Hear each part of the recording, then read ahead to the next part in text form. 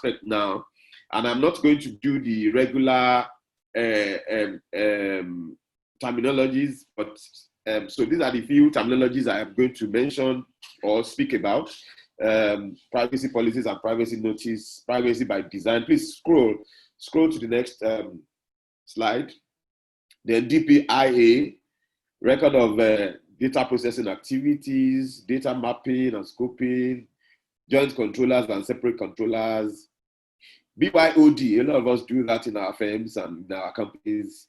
We're going to be speaking to it. Then also the data retention policies, cookie policies, and also, so let's quickly move straight to the body of the list itself. Just keep scrolling.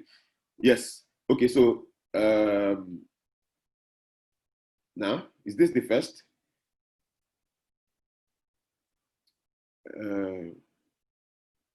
Is it? Maybe I should share it from my hand. Can I share it from my hand? Yes, you can share it from your hand, sir. Okay. Let me see if I could share from my hand here and then.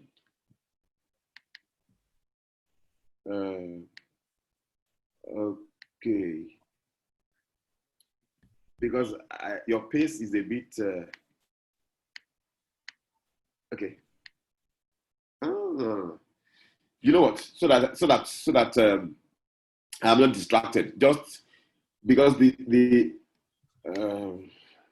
okay. So.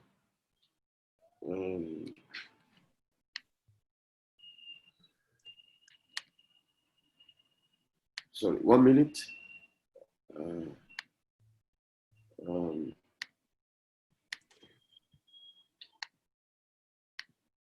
While Olumide is putting up his slides, I will ask that you can engage with this discussion on Twitter as well. It is at ILCA_Africa.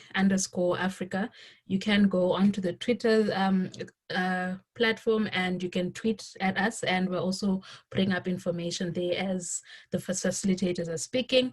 And again, please do pop in your questions and we will answer them as Olumide is going on with the session.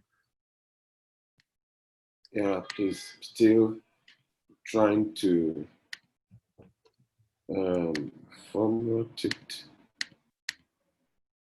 Okay, so I think I am done.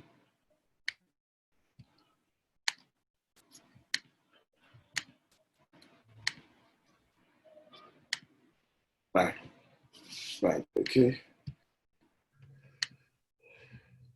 Yeah, so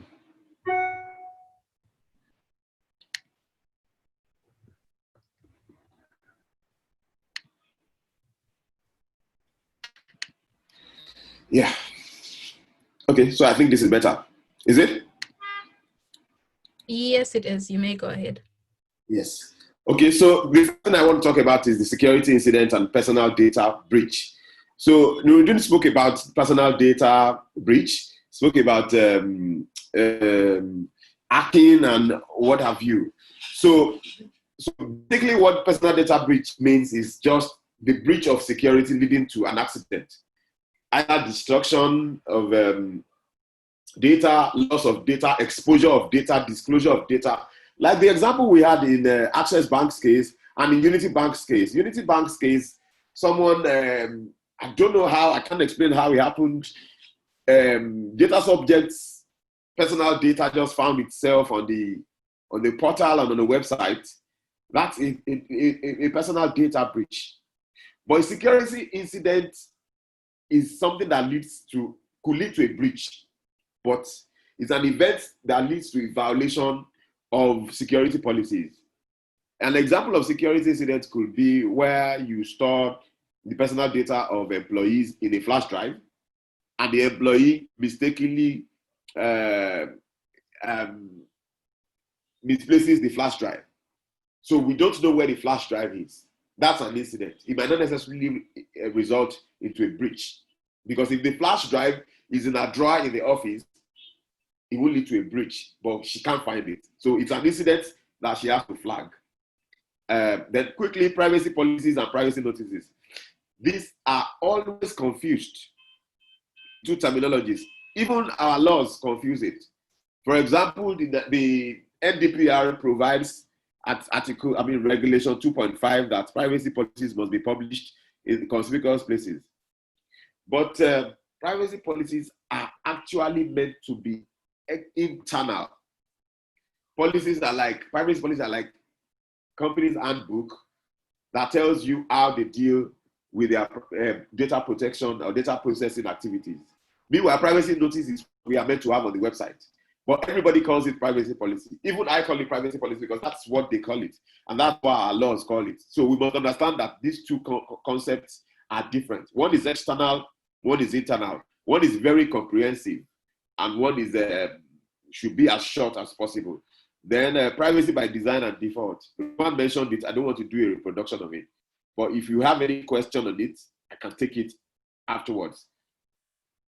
I want to manage my time so that if we have questions, we can this thing. Then data subject access requests. This must be distinguished from the right to be informed. So under the NDPR, even under the GDPR, every data subject has a right to be informed at the point of processing. It must be informed several things: the identity of the processor, the purpose of processing, the legal basis, who it is shared with, the recipient, how it is safeguarded, and all sorts. But data subject access request is when the data subject does not even know that his data is being processed, and he approaches the data controller and makes a request that, you know what, give me all my data that you guys are processing. Just like what we do with the banks. Sometimes we don't know the kind of transactions we've had with the bank, or we want to ascertain the transactions we've had with the bank. So we would have to approach the bank, and the bank would provide whatever information we seek from the bank. So that's data subject access request. Then now these are documents that concern lawyers, information sharing agreement, and data processing agreement. We must know when we need to use one and when the other comes in. ISA is used where there are joint controllers. For example, ILCA, that's International Law Club Association Law. Now, they are doing this event with NDPR Academy, and there's a third organization they are collaborating with. Now, because all of them, they are joint controllers of our data, all of them will be sharing our data within themselves.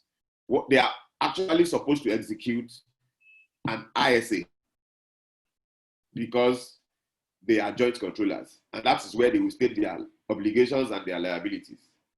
And I've given an example of joint researchers, where they collate information together and use it within themselves. Then the DPA, that one is executed between data controllers and data processors. For example, a company engaging an HMO, or a company engaging an insurance company, or a company engaging a clinic or a hospital to treat its employees. There has to be some form of DPA between both of them, giving strict instruction on how data will be used and obligations of the data processor.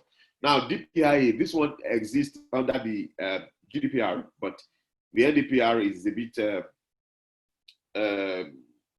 well, not entirely silent, but there are no adequate provisions for data protection impact assessment.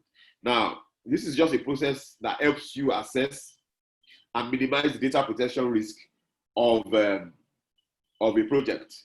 Then it must contain certain things: the collection, the means of collection, the scope, what is the purpose of collection, what's the context of collection, the legal basis, then what are the compliance measures, then the risk assessment. That's where you give your verdict as a lawyer or as a data protection officer or as DPCO that, oh, maybe this project is high risk, or is medium risk, or is low risk, or there is no risk at all. For example, if NIMSI at some point wanted to begin to process people's, wanted to begin to give us our identity card via an app, I can bet you that they didn't conduct DPIA on that app because it would have exposed its vulnerabilities, and they would have done proper assessment on it, and they would have been provided with mitigation strategies. Now, record of data processing activities, it's called ROPA. At a glance, every organization must have that ROPA because it tells you the kind of data you process, how you process it, the category of recipient, the retention period, the estimated number of data subjects. That's the case we're doing in court where a law firm filed a defense on behalf of a bank, although it's a new bank. And they filed a defense and they said the bank doesn't process up to 5,000 data subjects, personal data. But apparently if they had ROPA, if they had a working ROPA, they would have known. Some people are looking at data subjects from the angle of customers. No. Once you have a website, you cannot even estimate or you cannot even imagine the number of data subjects you process every day because every online visitor is your data subject. So that was our response to them. We actually used apps to ascertain. People that claim that they did not have up to 5,000 data subjects. The analysis we did on their website showed that an average of 27,000 people visit their website in a week, an average. So ROPA helps you to know the entire gamut of data processing activity of every organization. Now, data mapping and data scoping, this is the first thing you do when you want to migrate data, or when you want to classify data, or when you want to identify data. So there is a broad category of data in an organization. You talk to the organization and you say, what are the data you process? Generally, every company will process employees' data, generally, except they don't have employees. And what company doesn't have employees? At least you have one. They process customers' data. They process on-site guest data. They process online guest data in the minimum. So when you get that broad categories, mapping is now taking them further. So for the employees, what kind of data do you process? You process name, the data mapping will even help you to know who processes sensitive data. But there's an argument I'm making, and it's a technical one, that every organization processes sensitive data. If you ask for somebody's state of origin, by that state of origin, you most likely know the person's ethnic origin. Ethnic origin is a sensitive data. Racial origin is a sensitive data. Sexual orientation is a sensitive data. And I'm going to ask you, we are going to deliberate on this later on. The question I'm going to ask us, and I want some response at the end of the day, is a form that requires a data subject to fill his or her sex. Does it expose sexual orientation? Yes or no? If it does, we will discuss it. If it doesn't, we will discuss it. I hope there is a functionality for students to be able to talk. Amanda, can you hear me? Yes, I can hear you. Is there a functionality to talk? Yes, there's a functionality. So please feel free to just answer the questions in the Q&A section at the bottom of your screen. And we do have one question which says, what determines sensitive data? Oh, thank you. So the law actually determines what sensitive data is. For example, the NDPR. NDPR defines what sensitive data is. I'm trying to pull it up so that NDPR says sensitive data is data related to religion or other beliefs, sexual orientation, health, race, ethnicity, political views, trade union membership, criminal records. So perhaps there is hardly any organization that does not process that kind of sensitive data, at least. Now the question, the technical issue we are going to raise is that even anybody who asks for sex, if you're asking me to feel sex, then you are looking into my sexual proclivity or my sexual inclination. Because if I feel female there, then you most likely know I am gay. But let's leave that is a discussion for another day. Now, so that's mapping and scoping. Now, joint controllers, co-controllers, and separate controllers. Article 26 of the GDPR says where two or more determine the purpose and means of processing data, they are joint controllers. Although our NDPR doesn't define it, but there are examples of joint controllers. A travel agency that is in contact or that is in business or that's in partnership with a hotel chain and an airline. So there are some functionalities, or that sometimes you want to buy, you want to travel, you use a particular agent. The agent already has connection with the airline and has connection with the hotel. So they put you in a hotel directly from wherever you're living. They all contact you and they are working as a chain. All of them are joint controllers. Now, separate controllers, the example of separate controllers is Zoom, actually. Now, this master class is organized by a separate controller, but it's using Zoom.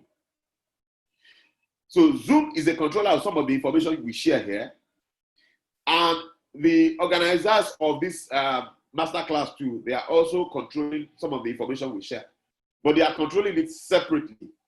So they are different from joint controllers.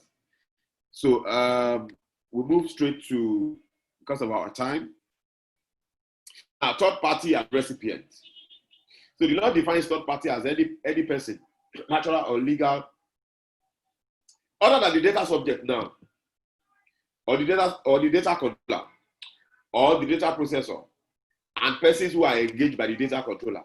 So for example, somebody working for a data controller will not be a third party. So employees of Zoom in this situation, if they are working for Zoom to process our data, they will not be third parties. Rather, they will be recipients. So a third party is limited, but recipient is bigger. So somebody can be a recipient, but not necessarily a third party. But you cannot be a third party without being a recipient. Then BYOD policy. So almost every organization runs this thing. We have a company's email. We put the company's email, official email, on our devices, either your laptop or your iPad or your computer. Or you even process, without even using the company's email, you process company's data on your device.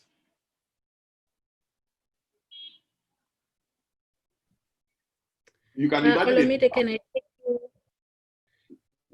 Can I take you back a little bit? Okay. Ade would like to know, does the NDPR categorize the types of data? And I know you've already spoken about special personal data, but then they're just wanting to know, is it in the NDPR, is it addressed the same way that the GDPR deals with it or classifies the data? Oh, I think yes, I think NDPR yes also aligns, except I want to check, but because NDPR is largely, for somebody asking about slides, yes, I'm going to share the slides.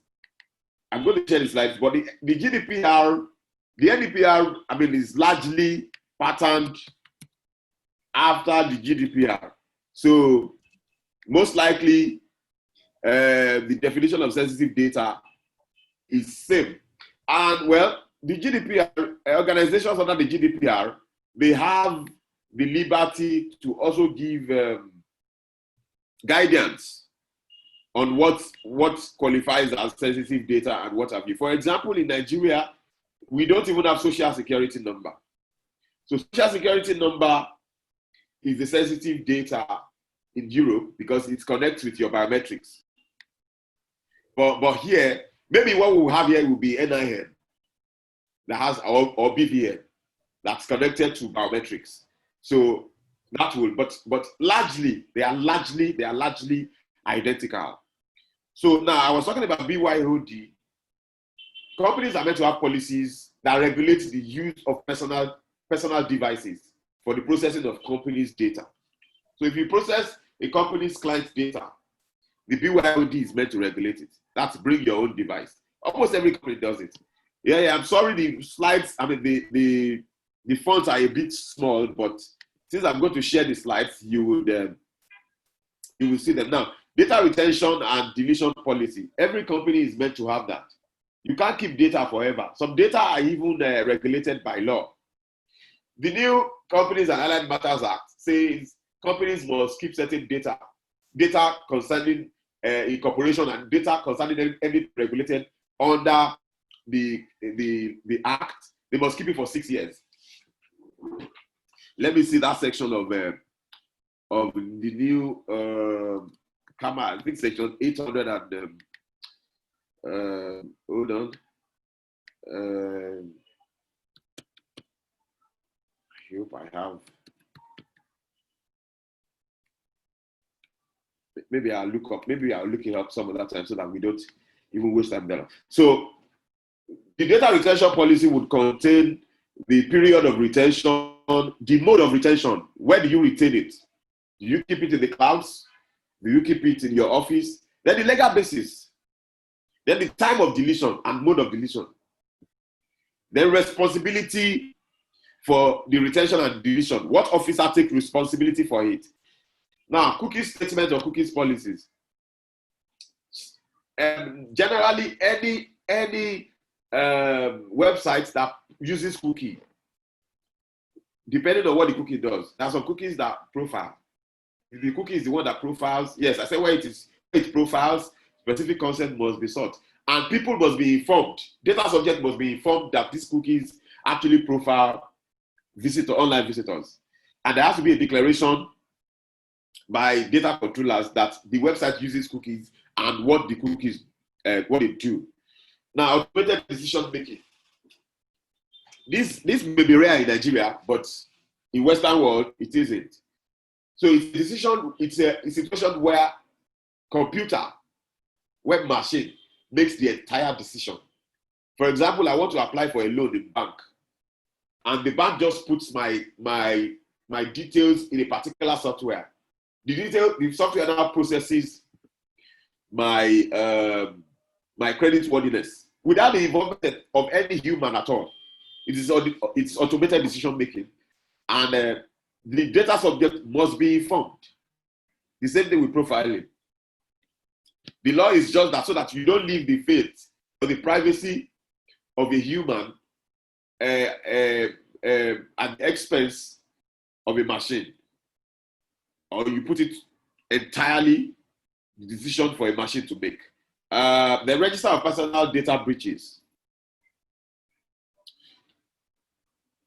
We've had some situations in a couple of days where companies' data were leaked, or for some reason, some of them were breached,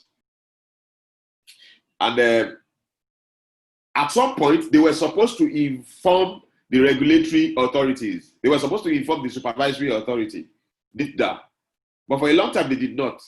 So post breach compliance that they are supposed to do is actually to record some of these things. These are data breaches in a register. It is a requirement of the law that for incident management, actually. So when you have breaches like, because you always have breaches, even the most secure system in the world, they are breached. So, but once you have it, you record it, and there are things that must be in the register: a description of the breach, the time and place, the consequence, whether the data was lost or it was copied and data was modified, to whom the data was leaked, or to whom the data breached belongs, who are the categories of the data subjects, then the categories of the data itself, and what have you. Now, a GPO, this is what Nigerian lawyers should begin to tap into. It is a huge practice area, and it's a huge employment opportunity.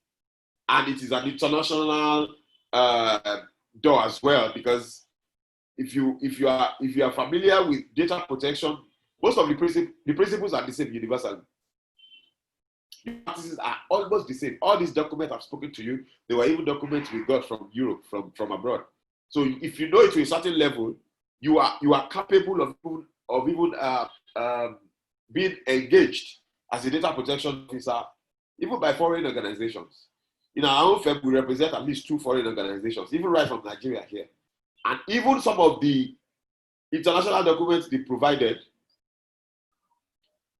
we edited it, we reviewed it, and we even advised better than some of these foreign counterparts. So what am I trying to say? The same thing, body of work we need to read, the same principles, the same conditions, they are almost applicable all over the world. Maybe you just need to familiarize yourself with the laws. That's if you want to practice outside the country. Now, so DPOs is a new leadership role created by the GDPR, Article 37 of the GDPR. Now, Article 4.12 of NDPR makes it mandatory for all data controllers. Maybe when this new data protection bill becomes act, it becomes very enforceable. Every company must have a DPO. And the question is, can all companies afford to employ a DPO? No, they will begin to outsource it. And that is where this practice area favors lawyers, because I mean, lawyers will be better. It is not in the preserve of lawyers, but lawyers will be better DPOs, just like Nurudin also said. But it is not the exclusive preserve of lawyers. If you don't even know these things, how can you even say you want to provide such services? Now, it's a cornerstone of accountability, and it facilitates compliance. In Europe, a data protection officer is supposed to be independent. He doesn't take instructions from the management. He reports to the supervisory authorities. And the designation is based on the basis of professional qualities and knowledge, as well as ability to fulfill the task. There must be no conflict of interest. So you can't be a company's legal advisor and at the same time be DPO. No, you will have to take one. Because as a legal advisor, you will be processing documents for the company. And there will be conflict of interest. You can't advise yourself on whether you are complying with data protection laws. So this is the, now, transfer to foreign companies or foreign countries. Now, for conglomerates, for companies under a group of undertakings, they share data of their employees, they share data of their customers, they share data of people who engage with them, and that's what they call transfer of data. So you find some companies in Nigeria that have headquarters in China, or that have parent bodies in China. You find out that the staff record is also in China. You find out that the disciplinary record is in China. You find out that opinions that they do in Nigeria is in China. So that's transfer, and the law regulates that. So for the conditions for transferring data under GDPR is, first of all, the data controller, the data subject must give his consent. But in other cases where consent is not obtained, there must be an adequate level of protection, and that's what they call adequacy level. Adequate level of data protection in that country. In Europe, it is the European Commission that determines what is adequate. They always have an adequacy decision. They have actually had adequacy decision in favor of Andorra, Argentina, Canada, Faroe Islands, Isle of Man, and some adequate decisions are pending for Tunisia. Maybe they are able to have it. But there are conditions for the adequacy decision. You must have a legally binding and enforceable instrument between public authorities or bodies. That is a legally binding and enforceable instrument. So even if they want to start with Nigeria, we are not adequate with this our NDPR. It's just a regulation until it becomes an act. Then there are binding corporate rules that you must have. Binding corporate rules, we'll still discuss that. But there are rules for a group of companies to transfer data within themselves, and it creates a whole lot of safeguard. Then you must have standard protection clauses, standard data protection clauses adopted by the European Commission. In Nigeria, we don't have such, so then there must be approved certification mechanism. In Nigeria, we're still looking through all those ones. But the fantastic thing Nigeria has created, only in Nigeria, I don't know any other country, is the Data Protection Compliance Organization. It is going to create jobs. It is going to help professionalism if it is properly managed. It is just a creation because it's a creation of the NDPR, because the regulators know that they cannot adequately enforce compliance. You know how many data controllers we have in the country. Let's start with the companies first. Number of companies.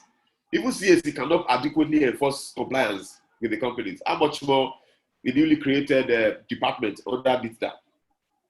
So they created this entity, they licensed these entities so that they can help them train people, help them audit companies, file the audits, look at the contracts, look at the training mechanism, look at the policies, just to help create further awareness and compliance with the NDPR. Although I am not satisfied with the professional level and the output of the DPCOs, but it will get better. All of us are learning. That's why we always say that anybody that calls himself an expert in this field is not only setting himself up. He's not very well. I wouldn't say more than that, but we haven't really gotten there yet. There's a lot to be done. So that's DPCOs for you. And DPCOs apply to NIDA currently for licensing, but under the new act, it's going to change. Then I spoke about binding company rules. They are internal rules which define the internal policies in a multinational group of companies. So it's a rule that, so for a company that has a branch here, another one in England, another one in Dubai, another one in China, all over the world, instead of us setting up separate rules for all of us, we set up one rule that all of them share. And it binds all of them, all of the, subsidiaries, as far as their data protection processes are concerned. Model data protection clauses. Sometimes these are also called MCC. Okay, let me look at questions. Okay, let me finish, then we'll look at questions together. Model data protection clauses. Sometimes they are also called MCC. They are called model contractual clauses. These are clauses that we often advise data controllers to use as an addendum, especially when you are finished signing the contract without a data protection clause. And that contract required processing of data. These are clauses that they constitute appropriate safeguards that permit international transfer without being in violation of the GDPR. But in Nigeria here, it also permits the processing of data without incurring liability. These are also standard contractual clauses. The other one that's also like the model data protection clauses. These are also clauses inserted in contract, but you can see that they are talking about, they are more of European creation, because in Africa we are just getting them, but we are adopting them, especially because data protection, they are a bit extraterritorial, because they are just a bit. If a company in Nigeria processes the data of a European, yes, it's in Nigeria here, but it's bound by the GDPR. And if a European company, just like we have taken Zoom to court, we have taken Truecaller to court, we have taken TikTok to court, even Facebook, they are not in Nigeria, but they process the data of Nigerians. So they are bound by the NDPR. And that's why sometimes I tell you that these things overlap. Information notice to employees. Right now, as part of the company's data protection activities, there must be a document titled Information Notice to Employees. It's a species of internal privacy policy that informs the employee on the nature of processing done by their employer and the legal implications and the purposes and every other thing required. So the content, so I said while privacy policies are displayed to customers and outsiders on the website, the information notice is done internally to employees. It tells you the types of personal data. It tells you the purpose or legal basis. It tells the employees the recipients of their data. It tells them about retention. That's trouble. Even when you leave this employment, we can retain your data for 10 years, for 15 years, based on this legal, lawful basis. I've come to the end of my slides. Thank you very much for listening. Now let's look at the questions. Okay, perfect. Thank you so much for that brief yet insightful presentation, Olumide. And we've got quite a few questions for you here. The first one, I will start off with this one. It's from Momo. They're asking, will you be gracious enough to give us a discount on your data protection textbook? Okay, very well. So, I think you'd also like to tell us where we can go buy it. no. So it is it's at Jumia, but if you send me an email at can I even type my email? Okay, let me see if I can type my email here. I can't see the question again. I would have answered the question, but I can't see the question again. I would have typed my email in the question, but I can't see. If they can ask the question again. Okay, I can see the question now. Okay, so I'm typing my email there. So you just send us an email that we will arrange on how you can get it. So I'll give you a discount. So it's 20,000, but for this class, I'll give you at 15. But that's only open for a month. Okay, so I've typed my email there. You could just send me an email, then we'll arrange on how you pick it. Okay, so the second question. That is very generous of you. Thank you so much. Okay, the other question is from Izuna. They're asking, does the NDPR differentiate between a third party and a recipient? I think you'd also want to give us an example to explain this.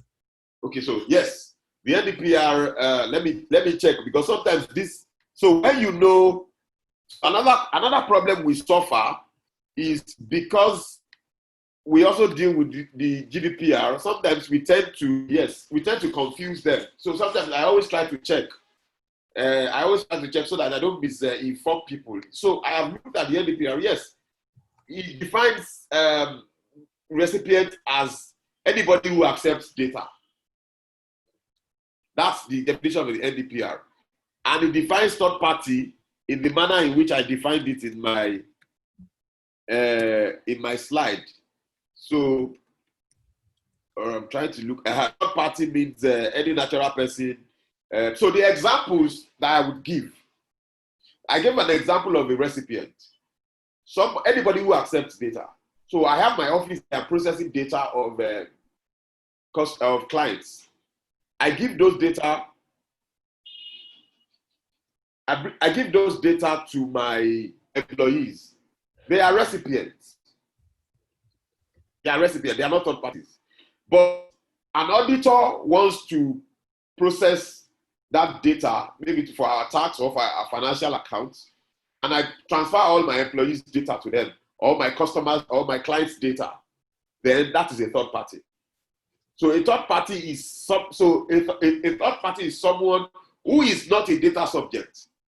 He is not a data subject. He is not an employee. He is not a data controller.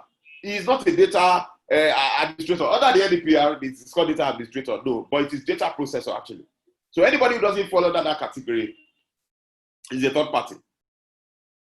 So in this case now, let me use this example of this master class. The organizers are the data controller. All of us, we are data subjects. Everything we have spoken here, if the organizers now decide to share with somebody who is not part of this meeting and is not an employee, they share it to an outsider entirely. That person is a third party. Because the person is not their employee, is not a data controller, except they have a data processing contract with the person, or they have a data processing agreement with the person. So that is when the person will become a third party. But the recipients are bigger. Almost all of us are recipients. Anybody that receives data, that accepts data, is a recipient, except he occupies a special category. So a data processor would still be a recipient, but he will be a third party. Okay, thank you so much for that explanation. Adifere would like to understand. Before that, I'd like to engage to talk on what Huwem said. Huwem whoever spoke about the sexual question I asked. Yes. I think it is something, a discussion we will take further. I would like a lot of interrogations on it, and I would like a lot of discussions on it.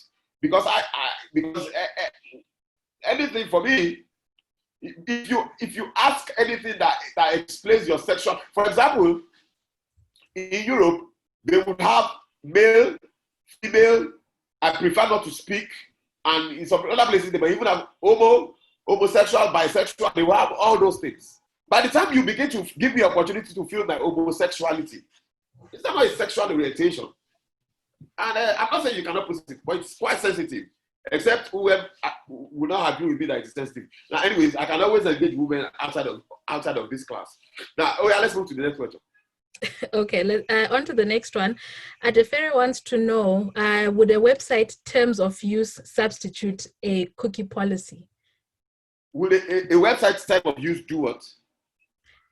Can it replace the website cookie policy? No.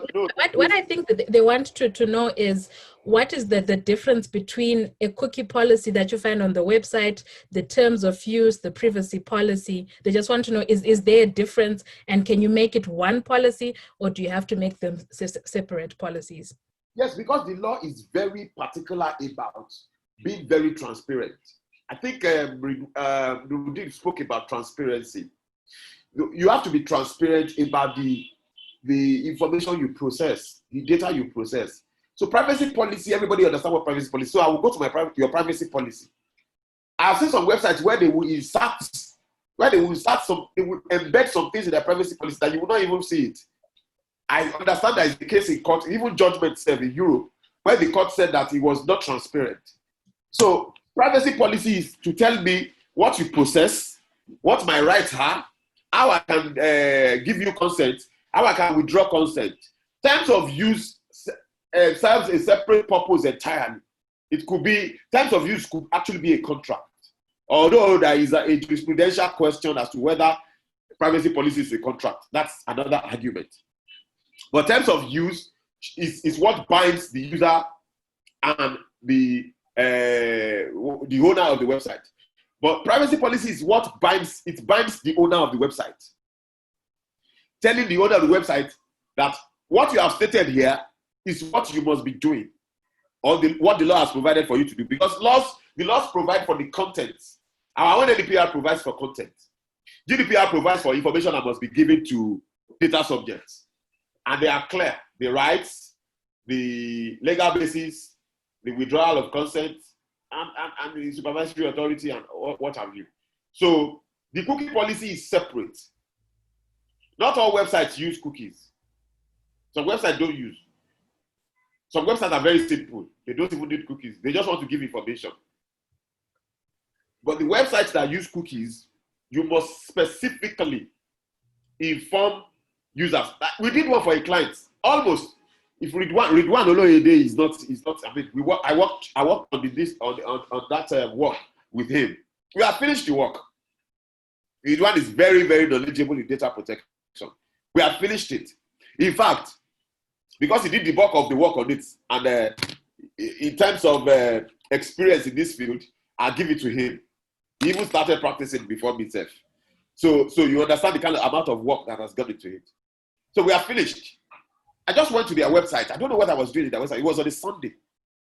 Then it just popped up that they use cookies. And the cookies profile.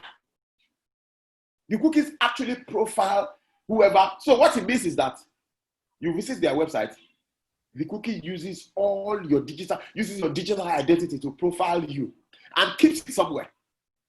So the website creates an identity for you based on your online activity. Not everybody wants that. Why should you do that? Because I want to pay for your services. I want to use your services. So it must be specific, it must be transparent, and you must seek special consent to use for the cookies. You will see some websites are doing it. They will tell you, we use cookies. Do you accept? Don't you accept? This is what our cookies do.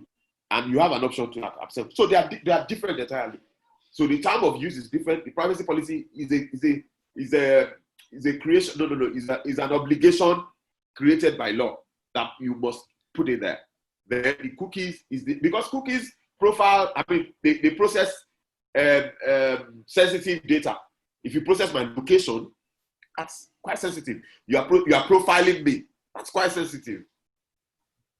So that's why the law requires that cookies, you must seek specific consent and you must put it there. It's not all this pre-ticked consent.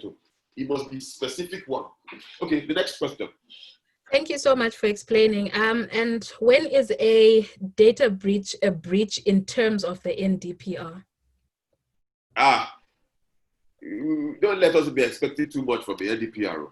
But again, let me pull out what the definition of data breach is under the NDPR.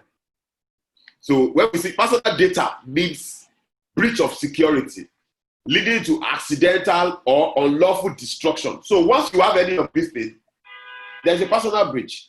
There's a personal data breach. Destruction, loss, or unauthorized disclosure.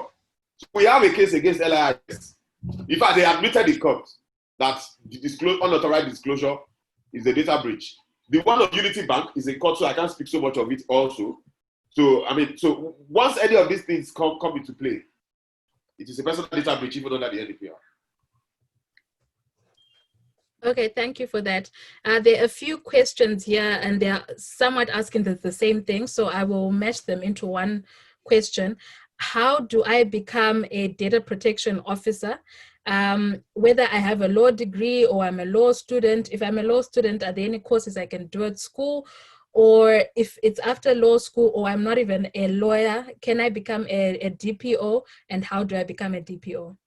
Trust me, the smart ones, even while at the school, would begin to take advantage of this.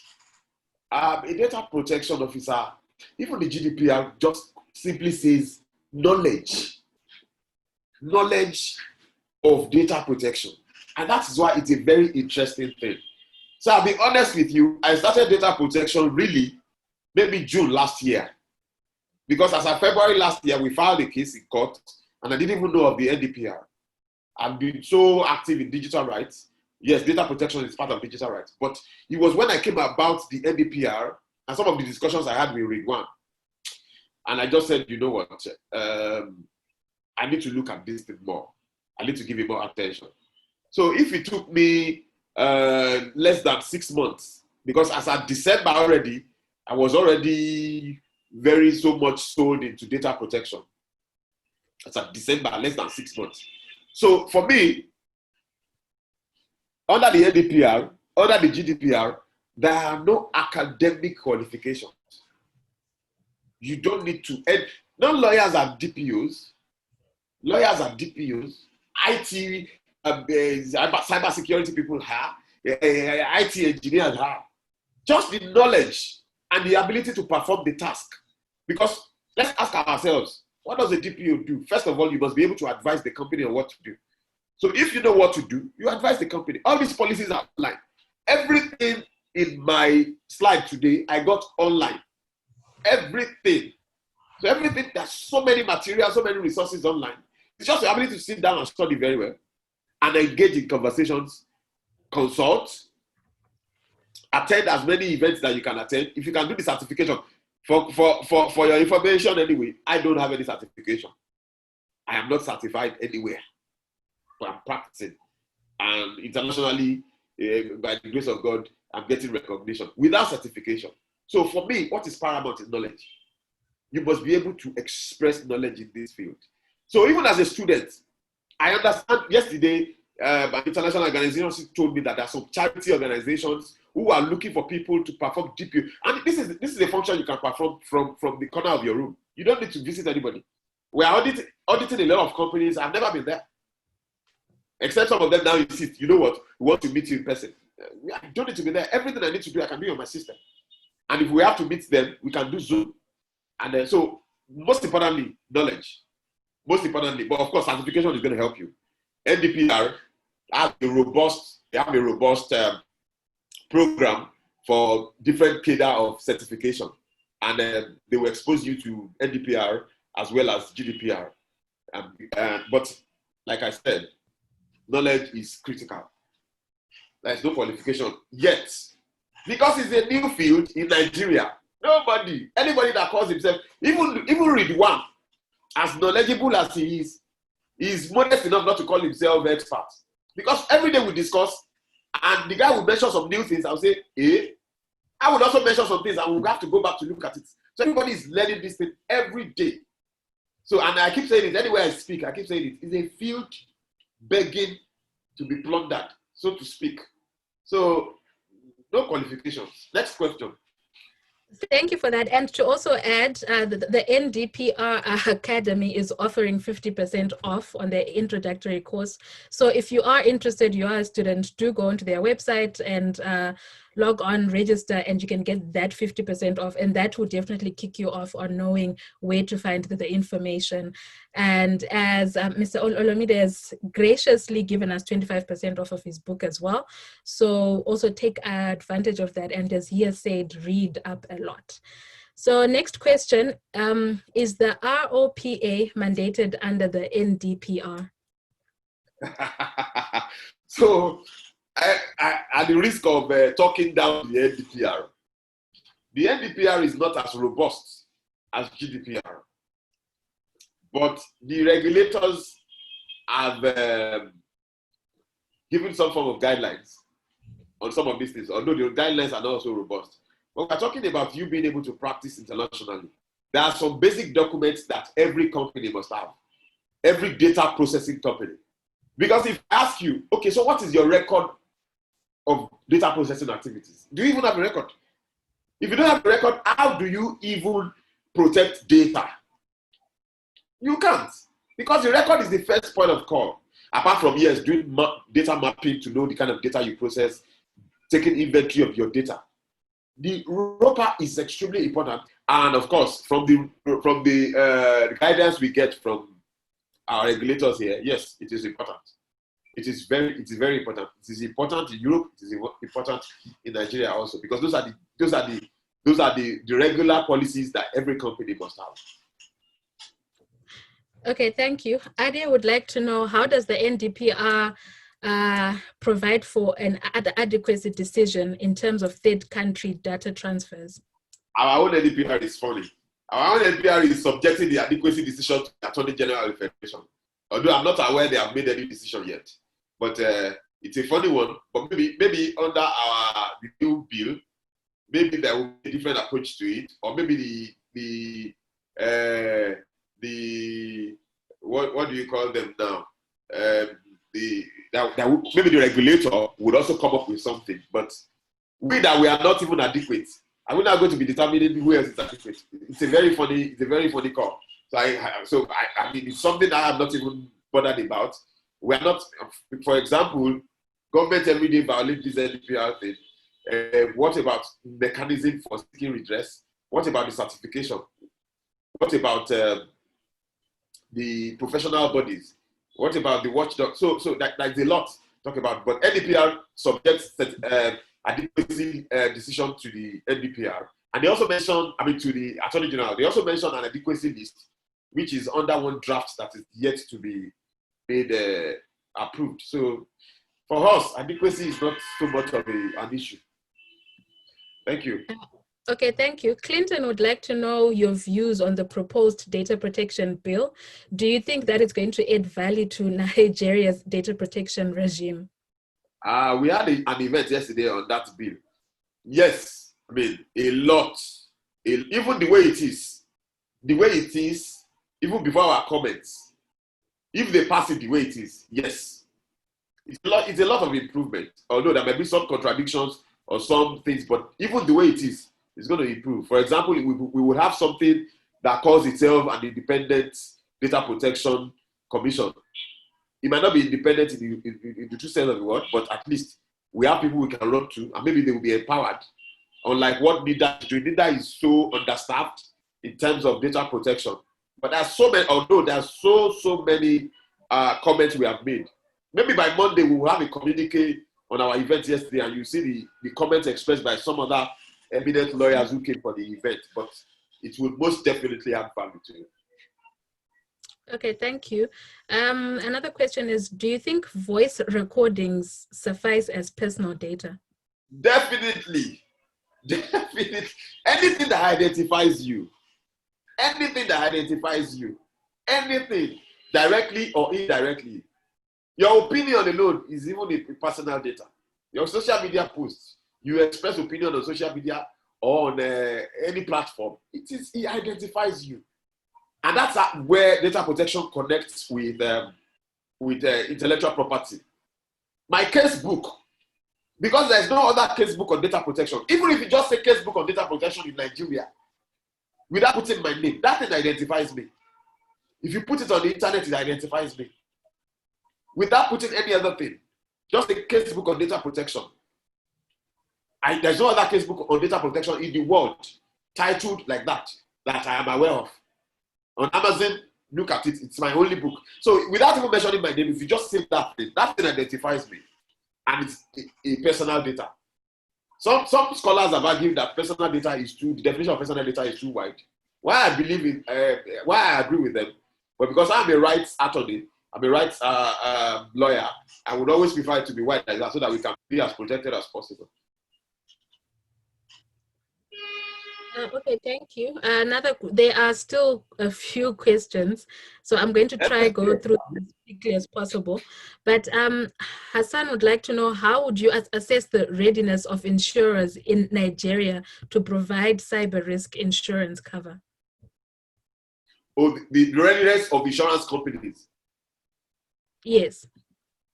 To provide cyber risk. This insurance, I think insurance is just general this thing. Same way they insure fire. Is it not to make money? The same way they insure fire. Insurance is not protection. But for real, if companies, I know Ridwan wrote something on cyber insurance or something like that. If companies begin to think about, and it is the awareness that we begin to have every day that will let insurance company move into that field. They might not be entirely ready for it, but if it is just to collect money to insure, why not? I don't think it's rocket science to get to move into that field. We weren't ready for data protection some 7-8 months ago, but with the buzz we have been able to create around it, perhaps maybe if this event was held in January 2019, a lot of people will not attend now because what is data protection? It's not even. But right now, the awareness is getting bigger, and it's fantastic seeing young and old people. I was extremely impressed when I was informed that Mr. Gbenga, they attended our event yesterday, and a very successful commercial lawyer who's very busy attended a webinar that we held for about 2 hours on data protection or more. So the awareness is getting there, and of course, business organizations will begin to see why they should begin to play in that field. Okay, we are out of time, sadly. But then please do engage with Olumide on social media, engage with ILCA on social media. We are on all platforms, Twitter, LinkedIn, Facebook, Instagram. Ask these questions, we will respond, and we're always willing to talk about them. So what I'll do, I'm trying to see where I could drop some of my okay, so I'm typing an answer to Amanda. So just look for me on LinkedIn. My Twitter handle, I don't do so much on Twitter anyway. So, but I'm there, so we can always engage there as well. My Twitter handle is there, but my LinkedIn, just type my name out. You'll see me on LinkedIn, and that's where I'm most active. So my Twitter handle is ESQ Olumide. Then just look out for me on LinkedIn, and we can always engage. I'm also still learning, so there's always room for engagement and further engagement, so that we can keep improving the field. Thank you very much, ILCA, for. Thank you so much for giving us your time, and to everyone that wants to buy Olumide's book, please, there will be a survey form in your browser at the end of this masterclass. Fill that survey form in and you will get the 25% discount off. If you don't fill that survey in, then it will be very difficult for you to now contact him and say, I was in that class. So definitely wait till the end of the class. You will get that survey form, fill it in. And again, remember, you're getting 50% off on the NDPR Academy introductory course. So go onto their website and register for that as well. And thank you so much for making the time, Mr. Olumide. Thank you so much. I will be engaging with you on social media as always, and have a good evening. Thank you very much.